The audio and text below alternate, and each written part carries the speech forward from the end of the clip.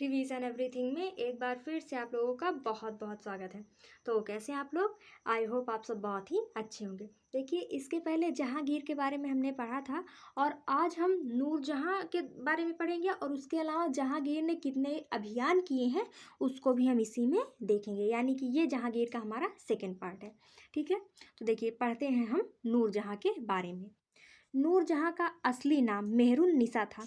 इनका असली नाम याद रखिएगा, क्योंकि कई बार पूछ लिया जाता है कि बताइए मेहरुन्निसा किसका नाम था या फिर नूरजहां का वास्तविक नाम क्या था। ठीक है, तो नूरजहां का वास्तविक नाम मेहरुन्निसा था। नूरजहां अली कुली बेग, जिसका अन्य नाम शेर अफगान है, की विधवा थी।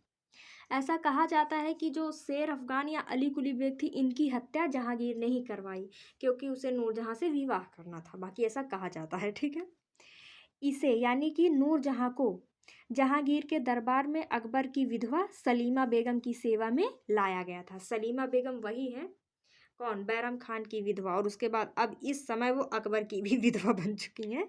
तो जो सलीमा बेगम थी, इन्हीं के सेवा के लिए नूरजहां को लाया गया था।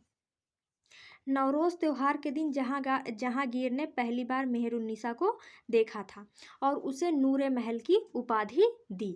यानी कि नूरजहां या फिर नूरे महल, दोनों का नाम मेहरुन्निसा ही है, मतलब मेहरुन्निसा का ही दोनों नाम है। सबसे पहले जहांगीर ने उसे नूरे महल की उपाधि दी थी, यानी महल में सबसे सुंदर, महल की नूर।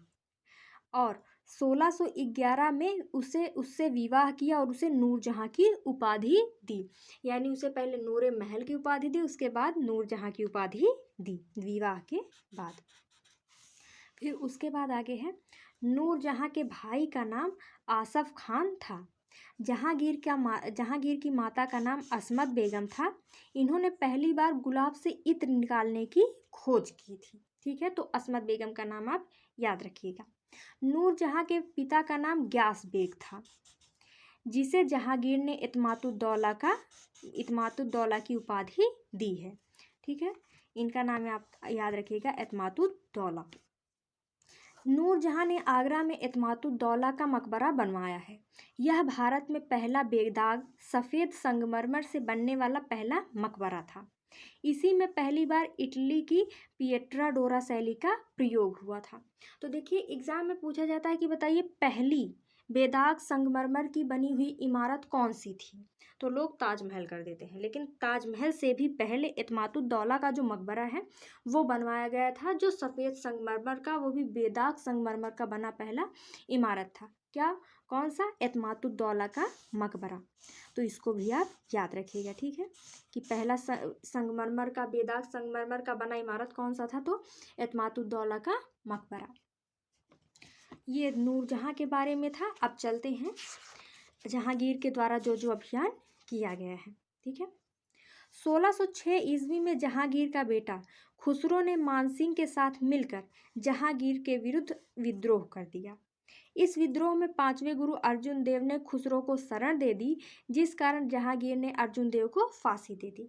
जब हम आपको सिख धर्म पढ़ा रहे थे तो वहाँ पे भी हमने आपको बताया था कि अर्जुन देव को जहांगीर ने फांसी दे दी थी, क्योंकि इसके बेटे जो कि खुसरो था उसको इन्होंने शरण दे दी थी, जिस कारण अर्जुन देव को इसने फांसी दे दी।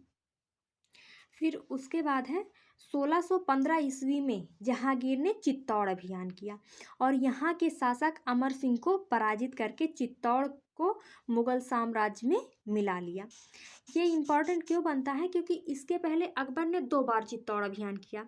पहली बार 1667 में उदय सिंह के समय पे, जहाँ पे अकबर लौट गया, उसका अभियान पूरा नहीं हुआ।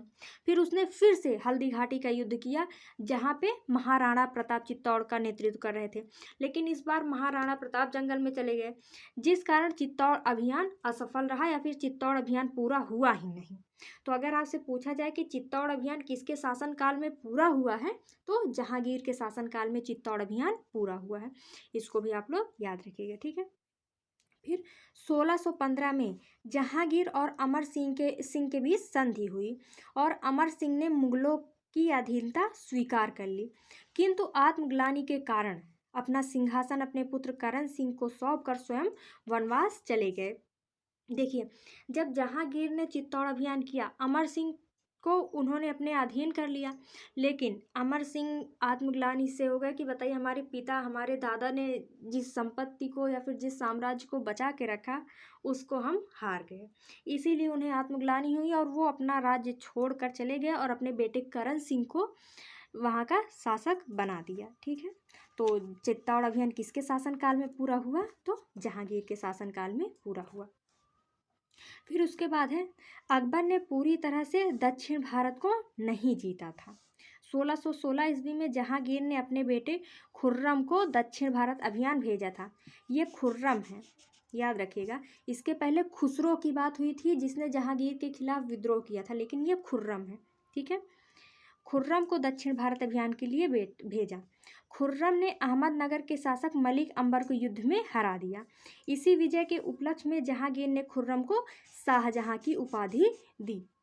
तो खुर्रम अन्य किसका नाम है? तो जहांगीर का ही नाम खुर्रम है। ठीक है, फिर उसके बाद है 1606 ईस्वी में कंधार के शासकों ने मुगल क्षेत्र में रहने से इनकार कर दिया और शाहजहां के समय मुगल क्षेत्र से पूर्णतः स्वतंत्र हो गया।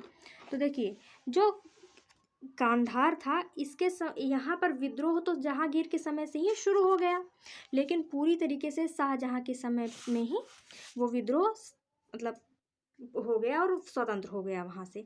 तो अब अगले वीडियो में हम ये शाहजहां के बारे में पढ़ेंगे, वरना वीडियो बहुत ही ज़्यादा लंबी हो जाएगी। तो मिलते हैं नेक्स्ट वीडियो में। Thank you.